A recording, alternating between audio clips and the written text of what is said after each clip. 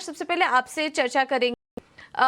ये mid cap और small cap कंपनियों में हमने देखा कि काफ़ी शानदार तेज़ी देखने को मिली और इसमें सरकार जिन सेक्टर पर खास करके फोकस कर रही है, जैसे कि रेलवेज हो गए, डिफेंस, पावर शेयर्स, वहां पर हमने देखा कि काफ़ी अच्छी तेज़ी देखने को मिली है। हम एक एक करके उस स्टॉक्स पर चर्चा करेंगे, लेकिन क्या व्यू बन रहा है? क्या अभी भी मिड कैप और स्मॉल कैप कंपनियों में खरीदारी करने का वक्त है या फिर थोड़ा सिलेक्टिव हो जाना चाहिए? गुड आफ्टरनून पूजा। पहले तो आपके चैनल को 2 साल हो गए, तो कॉन्ग्रेचुलेशंस और ऑल द बेस्ट आपको, आपके पूरे टीम को। रही बात, देखिए मिड कैप में आपको अभी सिलेक्टिव होना है, क्योंकि अप्रैल से जो मार्केट में तेजी आई थी उसमें भरपूर तेजी हमने स्मॉल और मिड कैप में देखी थी। इनफैक्ट मिड कैप्स ने लार्ज कैप काफी सिग्निफिकेंटली आउट परफॉर्म किया था। आप अगर म्यूचुअल फंड्स भी देखोगे तो स्मॉल कैप के जो मिड कैप फंड्स थे उन्होंने भी बहुत अच्छी आउट परफॉर्मेंस दिखाई थी। लेकिन अभी मौका अभी दिख रहा है बाजार में, जिस प्रकार से वॉलेटिलिटी बढ़ रही है, एफआईएस की सेलिंग दिख रही है। मेरे ख्याल से देखिए अभी गिने-चुने मिड कैप्स पे ही आपको बेट लगाना है, और जहाँ पे 100, 200, 300% की अपसाइड ऑलरेडी हो चुकी है, ऐसे मिड कैप्स में आपको थोड़ा-सा कॉशियस रहना है, क्योंकि देखिए एक बार सिग्निफिकेंट अल्फा जनरेशन के बाद उसके ऊपर का जो इंक्रीमेंटल अपसाइड होता है वो काफ़ी लिमिटेड होता है। तो रिटेल निवेशकों को थोड़ा-सा ध्यान रख के सिलेक्टिवली निवेश करना है। ऐसा नहीं कि मौके नहीं है, अभी भी बाजार में अच्छे मौके हैं, अभी तो सेकंड क्वार्टर के रिजल्ट्स भी शुरू हो जाएँगे। तो हमारा मानना है कि सिलेक्टिवली निवेश करने के मौके बनेंगे, और सिलेक्टिवली आपको मिड कैप में डेफिनिटली अपना फोकस जारी रखना पड़ेगा। आपसे भी व्यू होंगे पावर स्टॉक्स पर, सीजी पावर, अदानी पावर जैसे स्टॉक्स जिसमें हमने देखा कि काफी अच्छी तेजी देखने को मिली है। आपका क्या व्यू बन रहा है इन दोनों स्टॉक्स पर? मुझे लग रहा है कि सीजी पावर की बात करें, अडानी पावर की बात करें, तो डेफिनिटली बहुत अच्छा आउट परफॉर्मेंस आपको पिछले 2 साल में देखने को मिला है। नंबर्स अच्छे थे, मार्केट ने इन कंपनीज को अच्छी वैल्यूएशन दी थी, लेकिन इस लेवल पे हम फ्रेश बाइंग सजेस्ट नहीं करेंगे। जिनके पास है वो होल्ड करे। मुझे लग रहा है कि अडानी पावर का जो सितंबर क्वार्टर रिजल्ट आएगा वो भी काफी स्ट्रांग आने की उम्मीद है।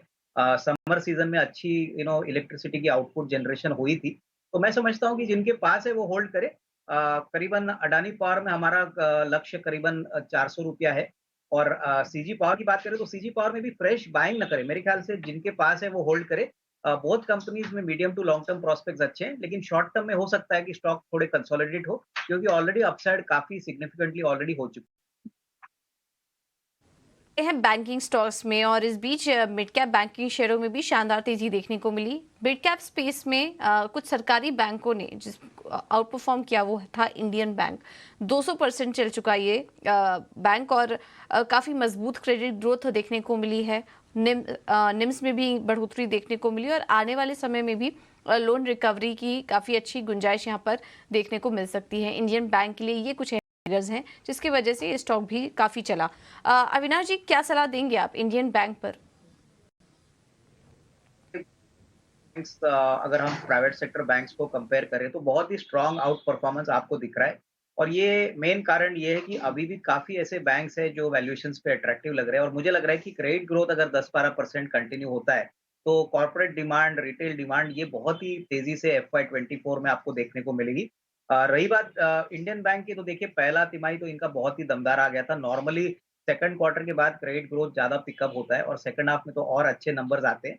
तो मेरे ख्याल से यहाँ पे जिनके पास है वो होल्ड करे। अगर थोड़ी-सी गिरावट स्टॉक में आपको देखने को मिलती है, तो खरीदने का मौका समझ लीजिए। मुझे लगता है 460, 470 ऐसा एक लेवल है, जहाँ पे एटलीस्ट 1 साल में आपको अच्छा मुनाफ़ा यहाँ पे मिल सकता है। तो यहाँ पे जिनके पास है वो तो होल्ड करे, और जिनको खरीदना है उनको बाय ऑन डिक्लाइन की स्ट्रैटेजी यूज़ करके यहाँ पे थोड़ी पोज़ीशंस ऐड करनी चाहिए। ठीक है, तो इंडियन बैंक 475 के लिए आप होल्ड करके रख सकते हैं। फिलहाल फ्रेश खरीदारी की सलाह नहीं है, लेकिन 1 साल के लिए जिनके पास है वो बने रह सकते हैं इस स्टॉक में।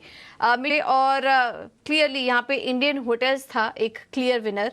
190% की तेजी हमने देखा। इस बीच ऑक्यूपेंसी बढ़ी, ट्रैवल डिमांड जिस तरह से बढ़े, इंडियन होटल्स जैसी कंपनियों को फायदा हुआ। और आगे भी जिस तरीके से अब क्रिकेट वर्ल्ड कप शुरू होने वाला है, उसके पहले भी हमने देखा कि काफ़ी शानदार ऑक्यूपेंसी लेवल्स के आंकड़े निकल कर आए हैं।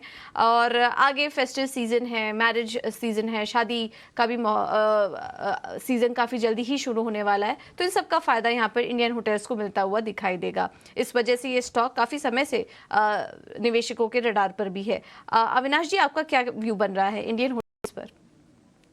नहीं देखिए पूजा आपने सही कहा कि देखिए टूरिज्म सेक्टर बहुत ही तेज़ी से चल रहा है और हालाँकि इंडियन होटल का शेयर 190% ज़रूर बढ़ा है।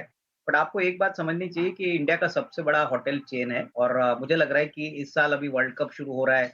नवंबर तक जी20 चलेगा प्लस जो अक्टूबर टू दिसंबर का पीरियड होता है, वो नॉर्मली एक बड़ा बम्पर सीज़न होता है टूरिज्म कंपनीज़ के लिए।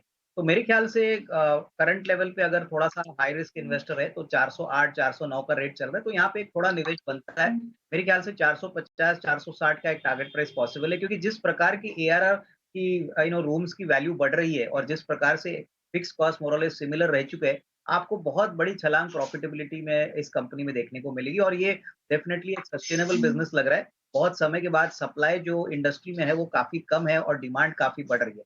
तो मुझे लग रहा है कि यहाँ से डेफ़िनेटली अच्छा खासा अपसाइड मिल सकता है। तो 400 और 408 के करीब अगर कोई चाहे तो थोड़ा-सा क्वांटिटी एक्यूमुलेट करे। साल भर में मुझे लग रहा है कि पा 450 460 पॉसिबल लग रहा है।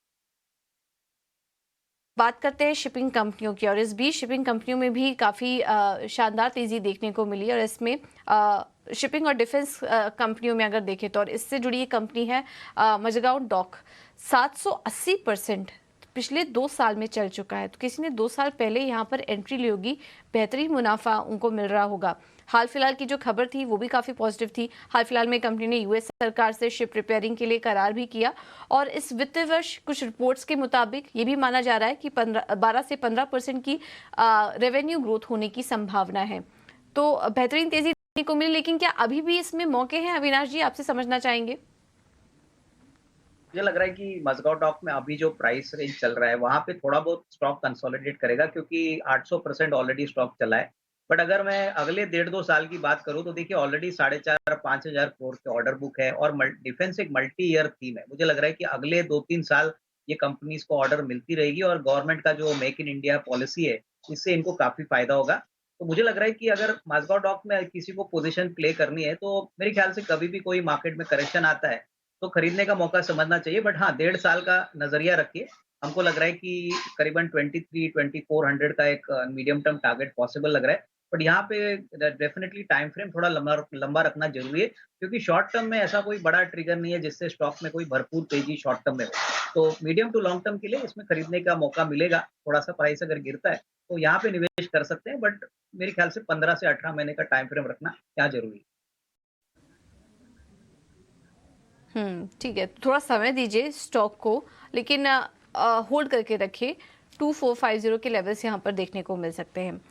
अविनाश जी का जो रिकमेंडेशन आया है, थोड़ा समय की कमी है इसलिए हम आपके सामने वो राय रख देते हैं। होल्ड करके रखिए अगर आप मुनाफे में हैं तो, और 33 रुपए के टारगेट यहाँ पर दिखाई दे रहे हैं सूजलॉन में। ये अविनाश जी की राय है।